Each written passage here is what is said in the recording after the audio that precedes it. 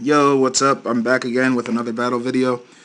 This one is featuring a team based on the character Caitlyn from Black and White. She's the Psychic Elite Four member from 5th generation.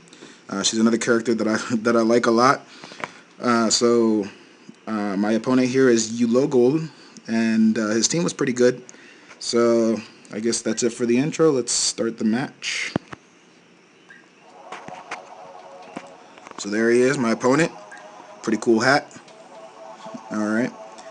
So he's going to start things off with Babo, the Gudra, as his lead, and I'm going to lead with GothJinx, the Gothitelle.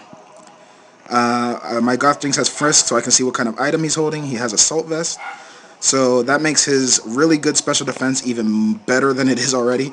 So that's going to be a problem, because a lot of my Pokemon are special attackers. So I'm going to go for Thunder Wave just to cripple it on the first turn. And then follow up with Reflect, so that way, because I saw he has Scizor, and Scizor can really do a number on my team if I'm not careful with him. So now I go for a trick to switch our items. I'm going to give him my Light Clay and take his Assault Vest. That's going to give me a problem too, because then I can't use any moves that aren't attacks, but at least his special defense isn't going to be as high as it is now with the Assault Vest. So now I'm going to switch out into Snoozer. And I was hoping that he would get paralyzed, but he didn't. He goes for a nice Dragon Pulse, and it does a decent hit. But my Snoozer, my Musharna has a really good special defense. So I'm going to start using Calm Mind now to boost my special defense and my special attack.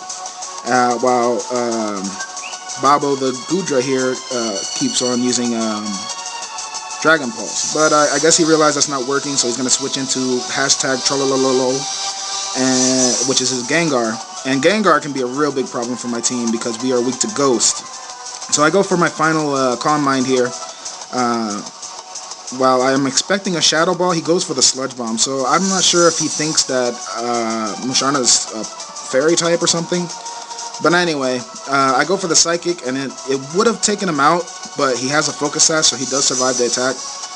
That's unfortunate, but, you know, what you gonna do? So he goes for the Shadow Ball, and he takes out my Musharna, so that sucks. So, you know, Snoozer's down. He got one out. So I'm gonna send in GothJinx now, and what I want to do is just, I can take a Shadow Ball because GothJinx has really great special defense. Like, she can take a Shadow Ball, no problem. So I'm going to go for a Thunderbolt and just take out Gengar there.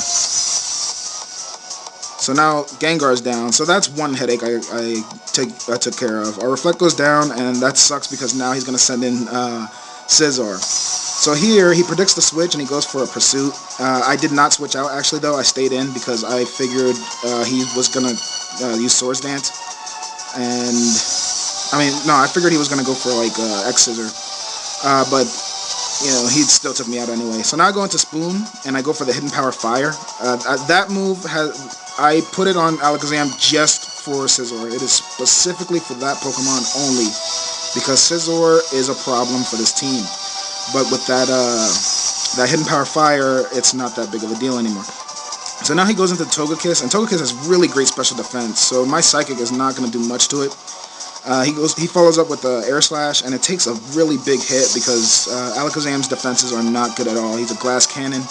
I go for another Psychic, but it wasn't enough to take him out. So I kind of sacrificed Alakazam here without, you know, it was really unnecessary. I could have switched into Metagross, which I'm going to go into now. Kudos to Metagross has Bullet Punch, so I'm going to go first, which is great. And Togekiss goes down. So that's good. So out comes Babo again, and I'm a Steel type, so I resist Dragon moves, so I'm not too worried. Plus I have Ice Punch, so I can take care of Dragons pretty easily. He does survive the attack, and his Gudra is a gooey Gudra, which usually lowers the attack of the opponent if they make contact, but with Clear Body, that's not a problem with Metagross. So Metagross is just too good. He's like one of the best Pokemon you can use. I don't really like using them often, but since Caitlyn has one on her team, I'm going to have to use one too. So Gudra goes down, and out comes Hipster 2.0, the Metacham. And Metacham, I know, goes Mega. Hardly anybody uses him normal anymore. I'm going to switch into Jello because I'm predicting a high jump kick. And I'm actually hoping he misses the high jump kick, but if he hits Jello, it's gonna be not very effective, except instead of neutral damage, where it would be neutral on Metagross. But he actually goes for the Drain Punch, which is surprising. It's better for me because he did way less damage than he could have, but he didn't miss. So he didn't get that recoil damage. He goes for an Ice Punch, which is neutral damage on my Rheoniclus, and then I follow up with Shadow Ball because, hey, it's super effective. Why wouldn't you? So Metachan goes down in one hit. That's great.